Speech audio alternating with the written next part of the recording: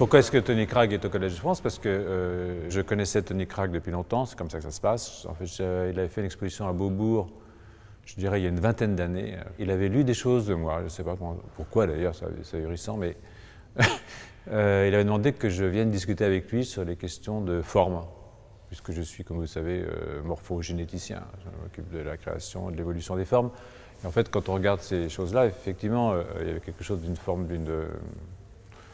un peu de sécrétion, si vous voulez, quelque chose ouais,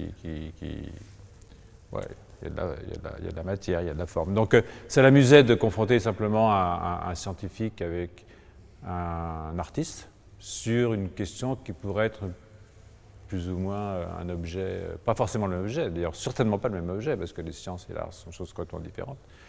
Mais disons, voir si on peut faire de la science poétiquement modifiée, à travers une réflexion sur l'art, qui n'est pas la mienne, qui est celle de Tony en l'occurrence. Voilà. Ben voilà Tony. Voilà Tony, notre ami Tony. Hey Tony, you know, I mean, we are working without you, you know. They put me on the spot now. You said, oh, it's just 2 minutes from the hotel. But it's Yeah, well, you know. I walk for 20. I think it's 2 minutes if you're flying. Yeah, how are you? You good? I'm fine, yes, I'm good. How are you? Yes, bonjour. Hi.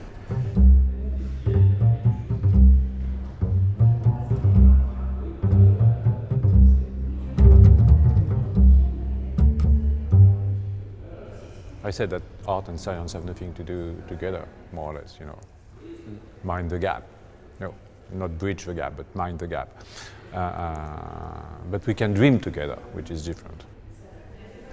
And Alan's right. Apparently there's an enormous gap between science and art on some at the present time, which is, it's not always been the case, because there was no term for science and art 500 years ago. It was more or less the same thing. And this, because of the specialist knowledge that's been necessary for science, this has diverged increasingly over the last centuries and seems to be now parting completely. On the other hand, we both get all of our knowledge from looking at material. And that's not surprising, because everything we see around us is made of material, or it's phenomena, and we are made of material, and even if you push it to a sort of limit, which I think you have to, be consequent about it, our intelligence, our thoughts, and our emotions are also phenomena of the material. So I think it's, Alain's looking at it from a neurological point of view, but I'm looking at it from the surface, because all I'm left is, as most people in the population, that's what we see. We see the material because of the light reflected from its surface. That's all we have. But we're always using our mind to go underneath, beyond that surface. We look at a face. This is very interesting, Alain, but I want to know actually what does it mean? What is behind that face? So that's not a scientific investigation, that's something about, for me anyway, it's something about getting to know things on a different level. Now, what he's looking for, as I understand it, okay, I might be totally wrong, I'm not an artist, as you know, but what is more interesting than the shape is the invisible behind the visible. So when I look at a thing like that, I'm trying to look at as a scientist, you know, the scientist has to look at the invisible, you know, just behind what is obvious. Yeah. So we are not so much interested by the shapes, but what is shaping the objects, okay? How they develop, how they can be transformed, what is the physiological meaning of these changes. So the logic of life, for example, if there is any logic to this thing, exactly, which is extremely different from what an artist will do, you know. The artist will be more on the emotional facet of this work. Yes, so that's why I say there is no bridge between us. I think there's a huge gap between us, except if you go to the level of what thinking means, okay? And I think this is the most interesting part when we try to mind the gap between science and art. It's to see, in fact, what is creativity, what is the role of language, what is the part of the invisible in what we do, because in fact, we are human beings, and any good thing, be it in art or in science, is individual. I mean, it's someone who is doing it. So it has to do with your own language. I mean, a great artist, I don't know, but he will confirm, or I mean, he will say I'm wrong, but I think that a great artist or a great scientist or a great writer is someone that invents his own language in many ways. Absolutely. And this is what can sort of allow us to discuss. I mean, it is a basis for a discussion. Beyond that, we're not doing the same thing at all. I mean, no, he can take what I do, and use it as a material for his work, but now he's going to make my science poetic, but it's not science anymore. I mean, as you know, I've been working with a guy doing theater, like Jean-François Perret, and I've been writing scientific stuff for him, and he takes them, he puts them into the mouth of the actors, it goes on stage, and it's not science anymore. Now it's become poetry, okay? And this is totally different. So I don't think we can say, we're not going to, I don't want to bridge the gap. No. It's important we don't. But I have to say, that we're made of material, and material has created us, and material has taught us to think, and material teaches us language. All the terms we have, every term we have, and therefore every idea, everything going on in our brain has come from outside.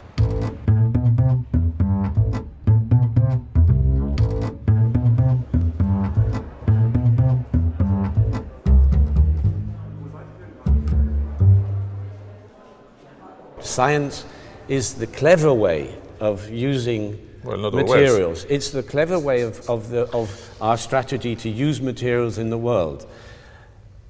Artists sometimes get into a position to tell us give a perspective on that and tell us what it means. They can say, these two galaxies will collide together. This is a fantastic abstract notion, if you like, and the scientists are always, they're pouring out these incredible pieces of information about our reality.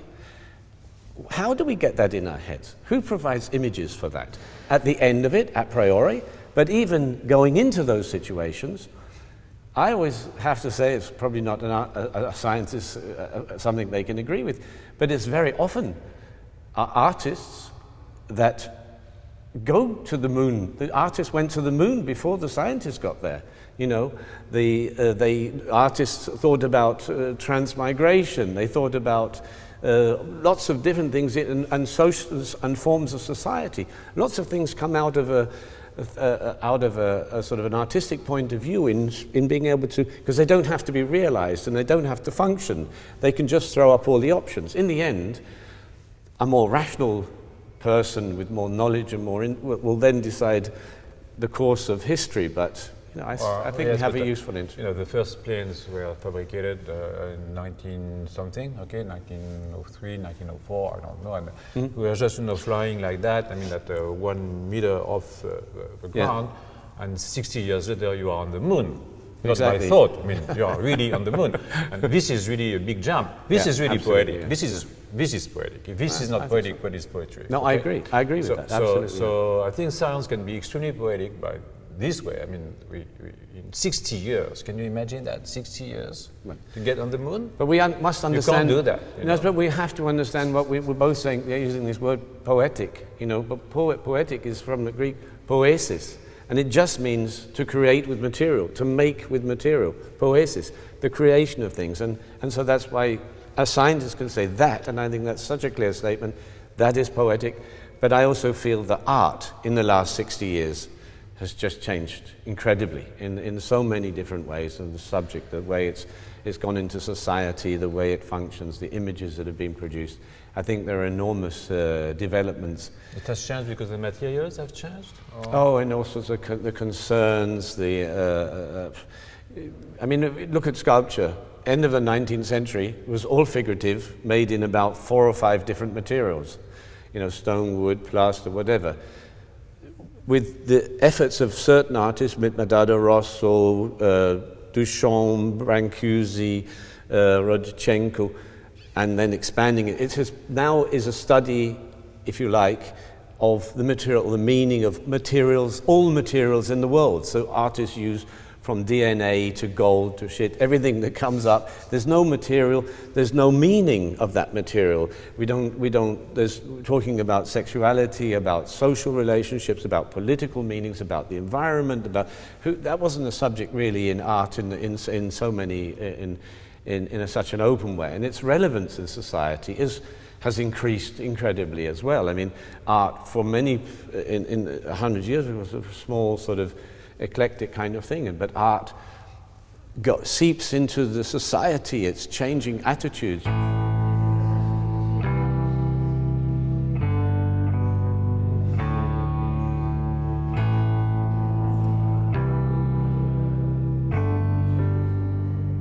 Science is so logic, I mean, in a way that you would think that you could get all the information, and if you had a way to classify it with a very, very big computer, you could create knowledge. And the question is it true or isn't it true? For example, if you take Darwin, for example, let's go back to the basics.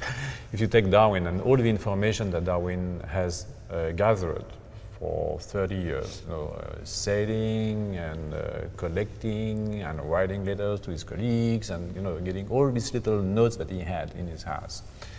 And he's made sense of it and developed a theory, the theory of evolution, basically because he had read Malthus. And now if you take all this information that he had, and you imagine a big computer, okay, where you could sort of put the information in the computer. What comes out of the computer? Is it the theory of evolution that Darwin provided, or is it something totally different? This would be a very nice experiment to do. We can't do it indeed, but it raises the issue of what is the role of the human being Darwin, his imagination, his sorrows, his psychology, whatever, in the fact that he has been able to take all these things and provide biology with the only theory that we have at this point.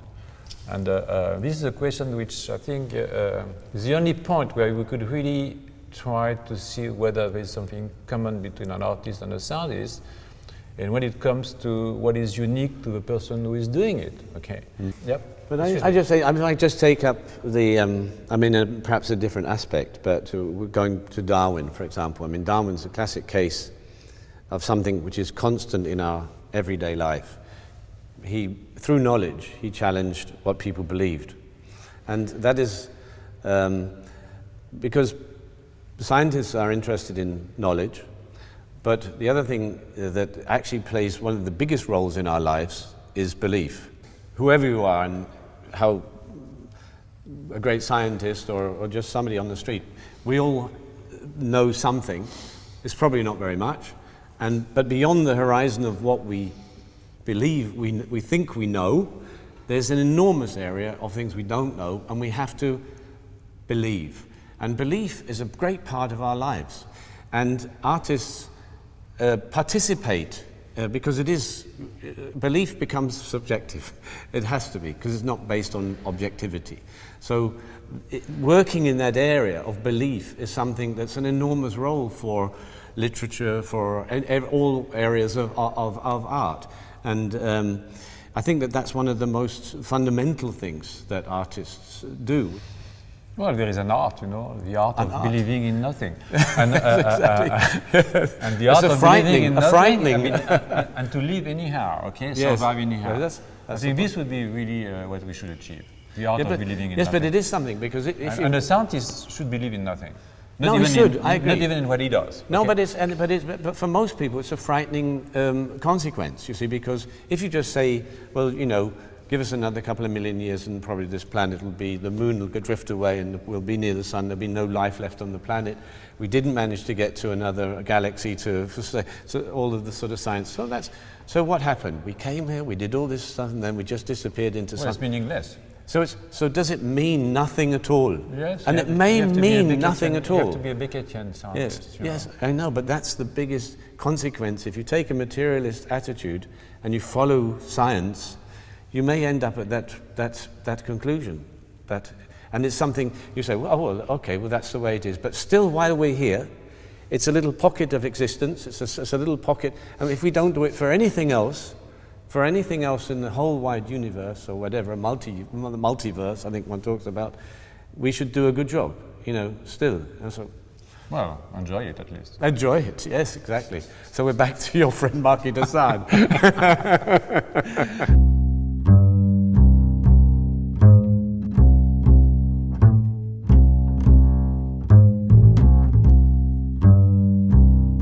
One of the great things that sculpture does, that it's a very small category of objects in the world. It doesn't belong to nature, and it doesn't belong to our mankind's normal usage of material in a kind of utilitarian sense. And because utilitarianism makes the material use certain very limited, lowest common denominator decision-making processes, it becomes very low level and very relatively boring, to be honest, very relatively meaningless. We're in the process of impoverishing the whole of the form on our planet. And sculpture, it is my belief that sculpture is a way of developing forms that act against this impoverishment, with the general tendency that we have in making things. And that's really, that's all my work is about.